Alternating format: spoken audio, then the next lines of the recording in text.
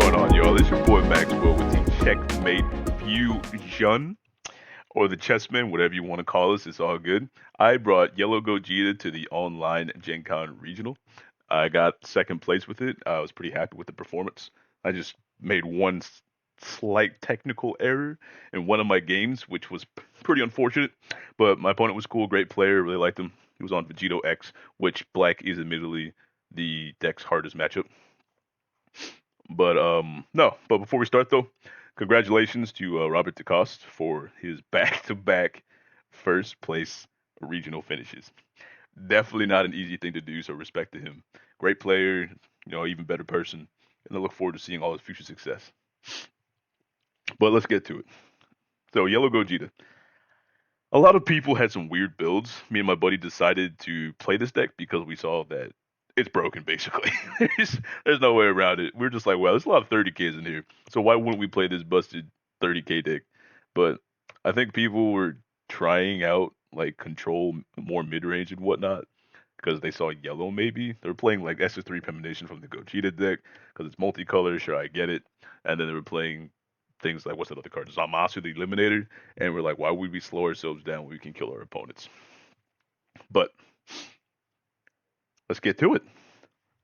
The permanent on the front side reduce the combo cost by one and negate the energy exhaust skill of all your multicolored pan cards and multicolored battle cards with GT in their character names in all of your areas. In all of your area part is super important, which means you can combo your 1 for 10Ks for 0 now in both your hand and on your field. And a lot of your GT cards in your deck are 1 for 5s or 1 for 10s.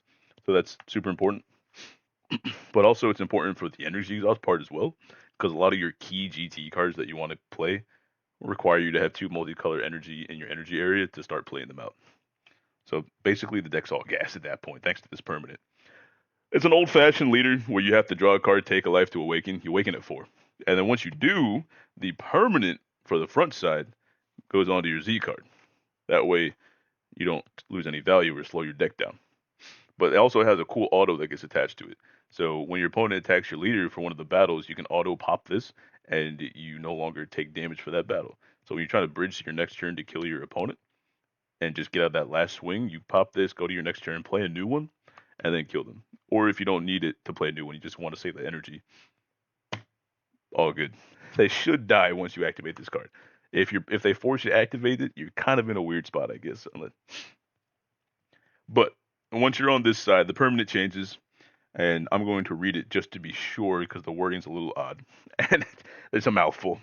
And when you activate Successor, Alliance, Aegis, or Revive on all cards of GT and their character names and all of your areas, any multicolored card or cards can fulfill any color-related skill condition for these skills. So you don't need color requirements specifically for like Aegis. You don't need blue and yellow anymore. You can pitch like blue-green or something instead. And then at the bottom, this is the part that lets you win the game, basically. When this card attacks or when a card in your hand or battle area is placed in your drop by a keyword skill on a multicolored card with GTN's character name, in all of your areas you get to draw a card, which means early you get to start cycling through your deck. You see a lot of cards with this deck. That's why I do a lot of one-ofs instead of multiple cards, because you see so much of your deck so early. It's perfectly fine to go lower on your one-of win conditions, especially since the deck core is so thick, you don't want to oversaturate on those things either. You shouldn't need to either, to be honest with you. And you want to keep the deck at a low count. That's what we were trying to do. We kept it at about 52, 53. That way we had a couple cards that we could side in and out, because at 50, it makes sideboarding super awkward. Because, again, the core is pretty large, and you don't want to mess with those numbers too much. And then let's get to it, fellas. I played 2 Gotens. This card sucked. Take it out. Don't play it. I was not happy about it. Even the 2 was a reach. Everyone tells me you need a turn 1 play, but in this deck you don't really need one. Turn 1 plays are fake. And also the worst part about this card is you can't grab your super combos. You can't grab your win conditions. You can't grab your SCR. Those aren't searchable. Because this card says it has to be a 4 cost or an 8 cost. So if I play this turn 1 and I see my SCR or super combo on top, they're going back into the deck, and I'm not happy about it. Because that I would have drawn them instead. Then I played 4 Krillin moments before comeback. This was the super combo of choice. We tried the Beerus Super Combo. It was too cute because there's too many non-yellow, non-red cards. The Cheese 15k combo was cool, but then once we took the Beerus Advent offering cards out of the package or the deck in general, we just went to this because you want to cycle. Again, you want to cycle as much as possible to find your win conditions. And also make sure to only charge yellow. Because if you charge anything but yellow or something non-yellow, then this turns off your super combo. Which like it's kind of fine because you can pitch these for your GT effect, like for off of your Aegis cards and draw two and then combo one of your 0 for 10Ks. So kind of like build your own super combo, but you don't want to have to do that. You'd rather just have super combos plus your other 10Ks, you know what I mean? And then we played for Vegeta Final Battle. I did not give this card enough credit when I first saw it. I wasn't playing it at first because I was just like, I don't really care for this card. But it is an activate battle, play on either player's turn, and then you can top check and grab a 4 and 8. It does what the Goten does, but it does it on the turn you want to do it. You know what I mean? Because you can't play this until turn 2, technically. If I play this turn 1 and I lose out on a super combo or an SCR, terrible. If I play this turn 3 and I've already cycled through 20 cards, I don't care. And also, it's just a 15k sticky threat because it has revive. So if your opponent kills it, you can pitch a multicolor, bring this back, draw a card, and then you can use this on your next turn. So your opponent has to have multiple pieces removed for it. And being multicolor is huge because you can pitch it for effects. Worst case. Then the all-important Trunks and the all-important Goten. Oh yeah. These cards are huge because they have Aegis. And they're activate main, activate battle. I have to have 2 more multicolor energy to play them, just like the rest. But the Goten, it is a blocker on play. The auto, when you play him, one of your opponent's battle cards can't restand. It's fine. You really just care about the Aegis effect. And then it being a blocker, it requires an answer from your opponent. And then the Trunks was the super important one. This one right here, what it does for you is the on play, the auto, it rips skills. Well, negates skills. Which is huge because if your opponent's trying to 5 to 3 you or like take you down or try to kill you at 4 with quad strike or something or triple strike, you just play this, rip off the skills, all of them, and then you just take the damage basically, and then you have Aegis as well. But this deck really, really wants to go to the combo step, so we focused on making sure the deck is built to get there.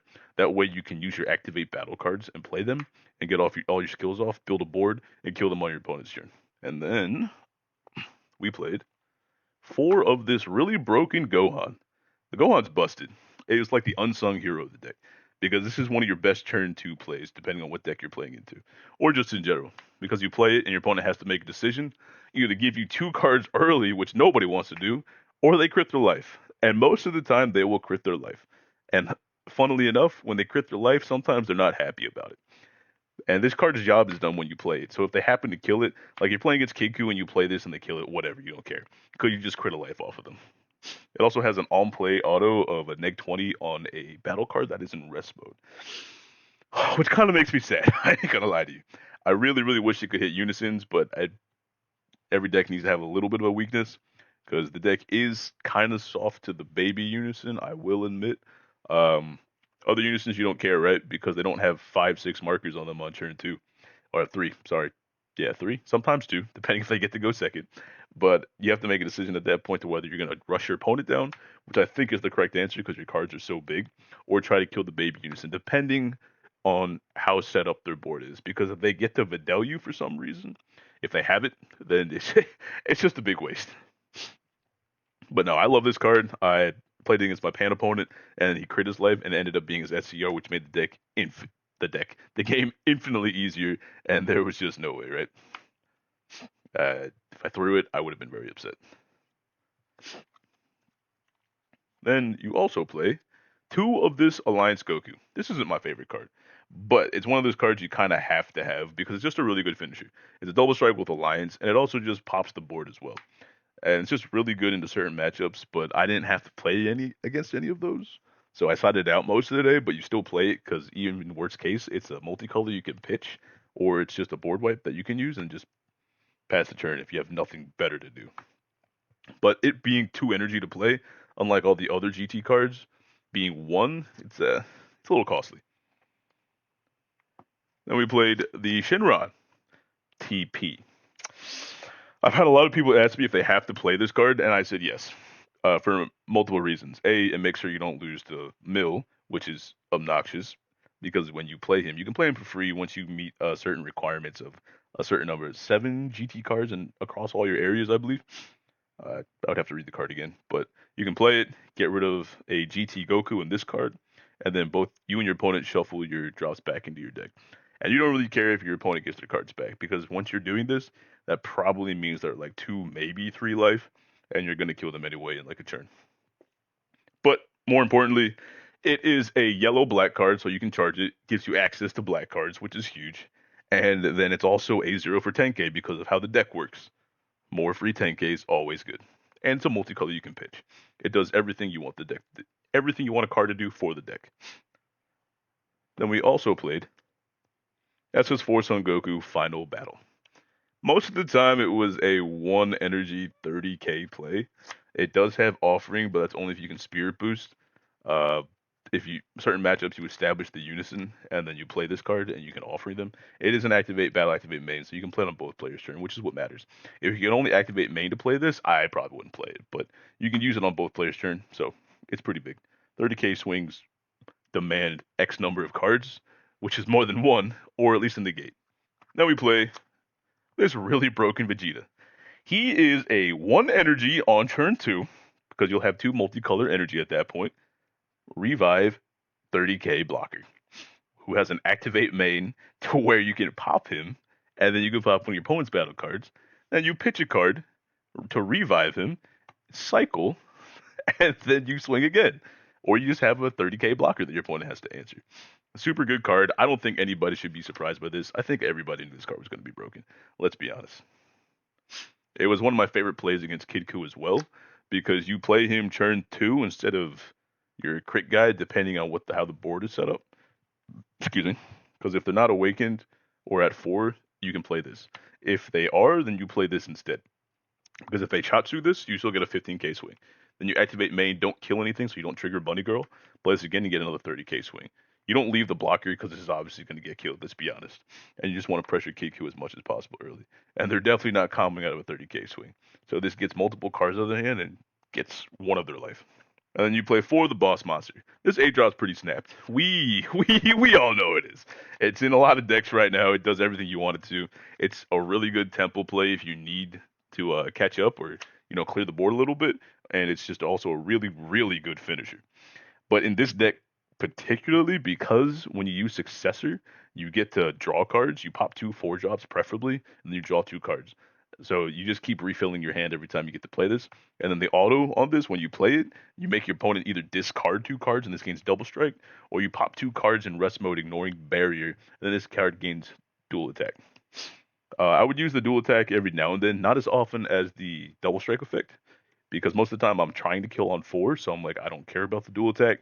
But in the longer games, I'll give it dual attack just to pressure cards out of my opponent's hand, force negates, and then clear their board, and then it'll go back to me, and I'm up 2 cards in my hand, and they've just lost like at least a negate and like 3 or 4 cards at worst, and then like 2 cards off the board. Big fan of this card.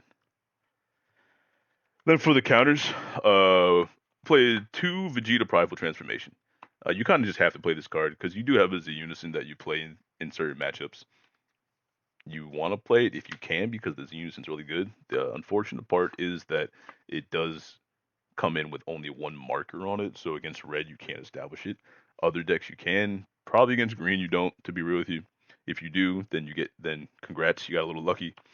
But no, it's also a blocker. And again, like I said earlier, this is a deck that wants to go to the combo step. So if you can fade a swing and then block the next one, and then play out your activate battle cards, it's pretty big. 2 freeze armor reinforcement for another pair of negates. Again, the idea of wanting to go the combat step because you get a blocker, and then you keep yourself getting 5 to 3. 2 release from evil, kind of an MVP card. I'm not gonna lie to you. I see a lot of people not even playing this card right now. Excuse me, I'm gonna grab some water. Oh my goodness. All right, we're back. But Release from Evil, really huge. This card, people seem to forget or don't realize that you can use it against leaders as well. So when I play decks like Goku, Xeno, I can stop them from awakening on turn 2, slow their game plan down, and get to my turn, and then I'm the one in the driver's seat, and I get to kill you instead. And then I use this against my U7 opponent as well, because he played multiple awakenings, hit it with release from evil, and he didn't have any way to kill me, so he just had to scoop at that point. 2-time magic, because it's just a good energy to gate. A lot of cards get to restand again. You hit U7 cards with that or whatnot. Cooler if they play it. Then for my one-ofs, Bardock the Tenacious. Lets you bridge in your next turn if you can't kill them, basically. Because you have access to black, you want to play this one over them because it's really, really good. One Nova. This was specifically for green and the mirror match. So you side it out most games, but you want to have, oh, excuse me, you want to have one copy in your main deck at least. Because if you play the mirror match, especially if we start getting the best of threes and whatnot and have top cuts, if you play the mirror match, you don't want to kill this Vegeta. Because if you kill the Vegeta, it lets them cycle a card. It gives them the 30k blocker back. And then they might have happen to have drawn a negate or an answer to make sure they don't die that turn. But it's also just a solid 20k dual attacker. Because you do play that one Z Unison, so you can play it. Leader's yellow. And it also replaces itself and draws a card. And then against green, of course, you don't want to pop their cards because it gives their unison marker. Or I think it was the Goku. When you kill it, they get to kill one of your battle cards. Excuse me. And then we played for our other win conditions, one Purunga. Nobody should be surprised by this, to be honest with you, because it's one of the best tempo plays in the game. It catches you back up if you're behind, and it also just outright wins you the game, especially in a deck like this that plays on your opponent's turn. And then one Future on the line. This card's huge. Basically, Future on the line wins you the game on two or three. Your opponent's turn 3, your turn 2, and then Purunga wins you the game on your turn 4 or sometimes 3, depending on what the board's looking like. Because people don't seem to realize when you tap 2 for this card, it basically says you can rest their energy. So your opponent taps down to 1 energy, they go to their last swing, and then you play this as your last battle card for the turn and rest their energy, go to your turn. They can't stop you from killing them at that point. And then if you happen to see Purunga on your turn 3, they're definitely dead. There's no way. No, the deck is a lot of fun for sure. A lot of the times the play line ended up to where when you get to turn 2, you want to make sure to have 1 energy up so you can play one of your Aegis characters. So you would play either Goten or the Trunks, and then you would use their auto, and then you would tap another energy if it happens to be open, or if you're not awakened, you can awaken and then start going off and have that extra energy to mess around with, which is pretty cool. So then you pitch 2, and then you draw 2, restand 2 energy, tap 1 to play either your 30k 8 drop or your other 30k 8 drop. Tap the other one to play the other copy of this card. If you haven't played Trunks, you play the Goten, vice versa, because these are limit 1 to be played. Then you play whichever one of these you haven't played already. And then you play another card that you haven't played already, 15k if you have it. Or if you don't have these, if you don't have 2 cards you want to play, and you happen to see Future off the line off of pitching and cycling 4 cards, and you draw the Future, you just play this as your last battle card, rest their energy, go to your turn, and then you just kill them on 3, which I did 2 or 3 times during the day, which is pretty cool. If not, you get to your turn 4, and then you kill them, because you've probably seen your SCR by now if it's not in your life, because you've gone through so many cards at that point. Then again, once you get to your kill turn, your deck low-key becomes hand control. Because if you see the Purunga plus the 8 drop, that's at least 5 cards out of their hand. Because if you happen to be able to Future on the line, then play the Purunga, they're tapped out, so you don't have to use an effect to rest their energy anymore. So you make them pitch 3, you draw 3, and then you play Gogeta, you give it double strike, and then make them pitch 2 more cards. So now they're down 5 cards, and you're up basically 5, because you've stacked 2 battle cards to draw 2 cards.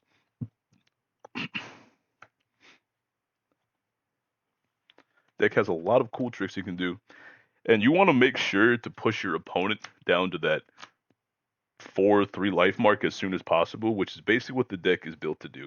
Because once you do that, your offering cards become even more important because they automatically become pot of greeds. Your opponent can't afford to crit life at that point because of how big your battle cards are, and then you just get to draw 2 every time you play one. So it kind of puts them in a weird spot at that point. And no one's going out of an early 30k swing. That's just not happening. And then for the Z deck, this is just a token. Played 2 of the Z extra. Like I said, if you pop this, you want to make sure to have another one that you can play if you pop it too early. Then you play 2 cross-dimensional fighter. You play this because you have access to black. And then when you're playing against something like the mirror match, you want to make sure you warp away those Vegetas because you really, really don't want to let them cycle, of course.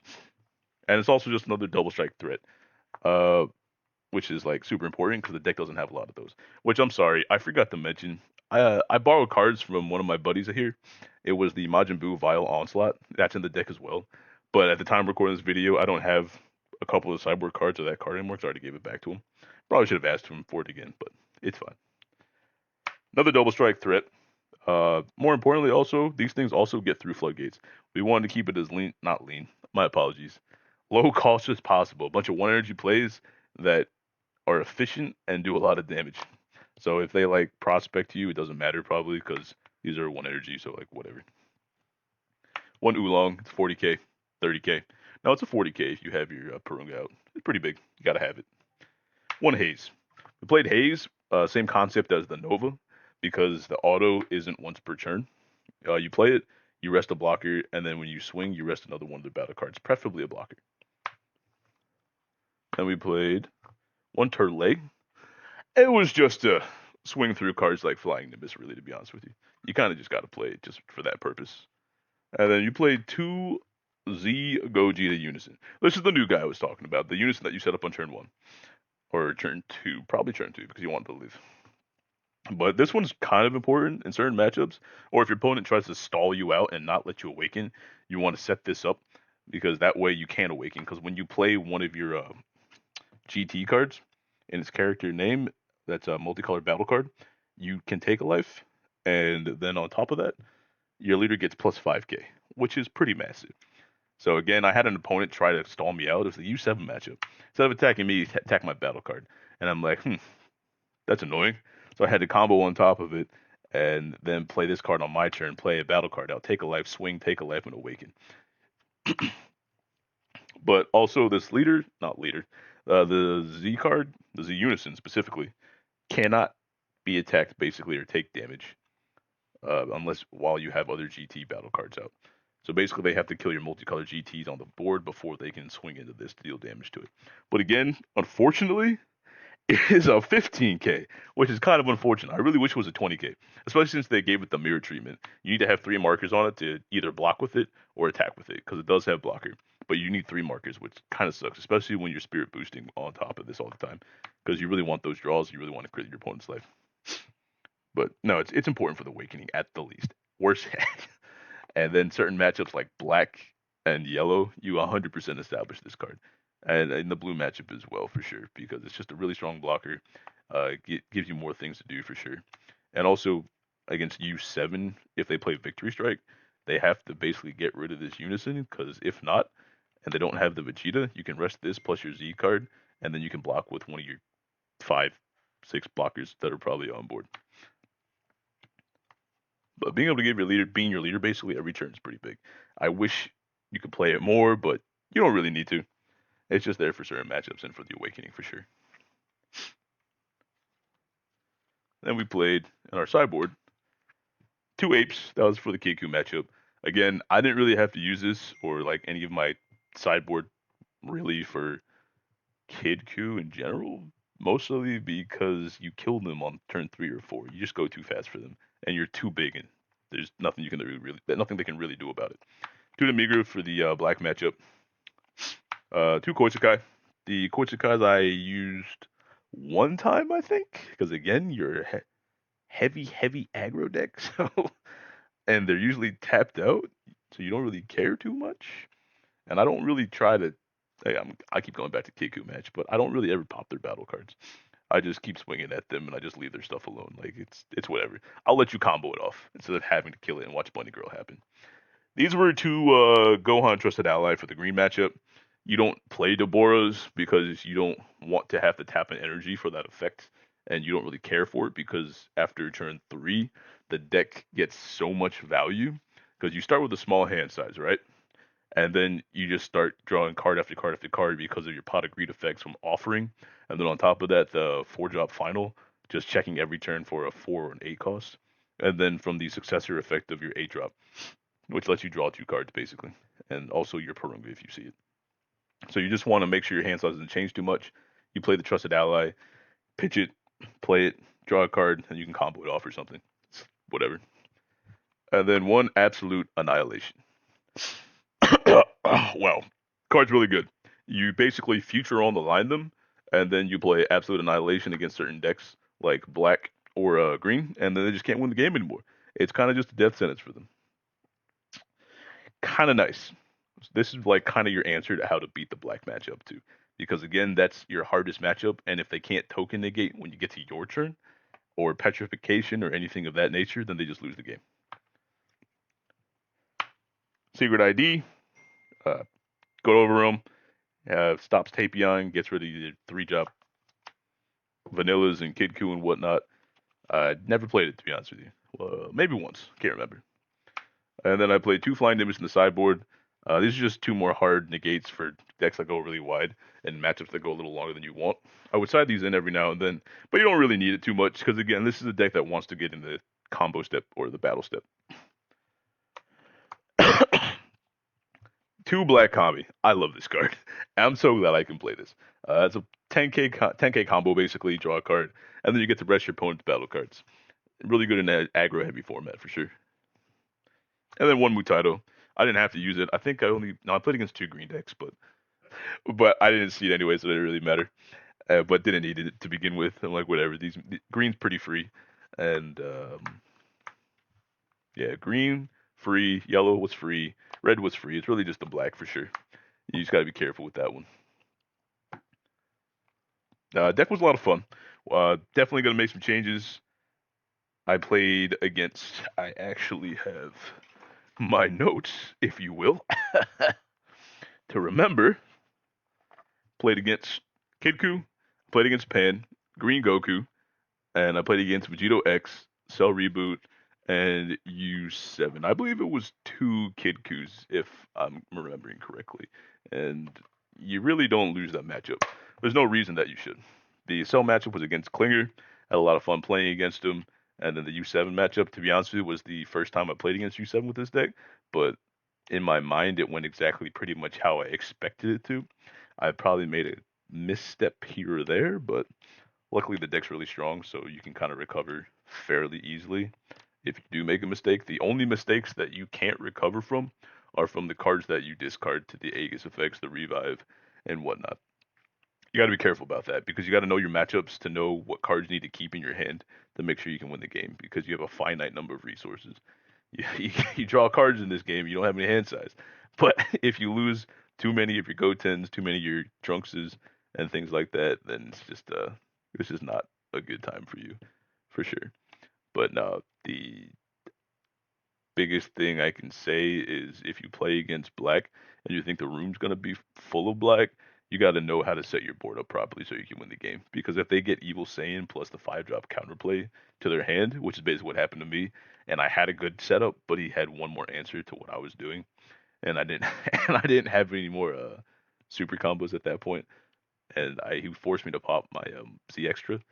It wow, did not feel good because if you play either of your Aegis cards, he just steals the first one with Evil Saiyan, and then he gets rid of the other one with the counterplay, and you're just kind of in an awkward spot. So you got to lean on your 8-drops a little bit more. Make sure you set up your Z Unison in that matchup because the plus 5k matters, and being able to put out cards like the 30k more than once instead of the one time that I got to do it. You want to do it sooner rather than later, so that way you can off-read them and force their life down more, and then you can draw because you need more cards in hand against all their super tall swings.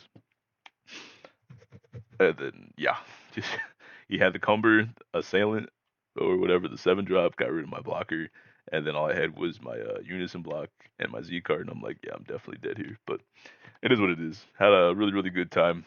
Some people were messaging me about it. I appreciate all the love and reaching out and asking me about these kind of things. Definitely, I'll play it again at some point. Probably not for the next regional because I want to do something a little different. Keep trying to be creative for sure. And yeah, if anybody has any questions, you're more than welcome to reach out. Love talking to y'all. Love learning about other people and making new friends and whatnot. And I am looking forward to seeing everybody at the next regional. I'm sorry, I forgot to shout out the sponsors. Shout out to Legends, the man, the myth, the legend himself, for taking care of us over at old Checkmate Fusion and bringing us all together. Appreciate you, big dog. And also the young Ginger Fusion, Mister. I have every card under the sun in my inventory. Respect to him for being successful. Appreciate you all. Um, and shout out to you, Dave, for taking the time out of your day and life to edit these videos. Appreciate it. It means a lot to us. And then also shout out to my Kansas boys for being able to test with me whenever they can. And, especially my buddy Danny, we bounce off ideas off each other and chop it up and try to get as creative as possible. And then, shout out to my other fellas that I don't get to play with as much, but whenever we do test or play, it's always a good time. And it's always love when we come together. Appreciate y'all. And now I will see you all at the next regional.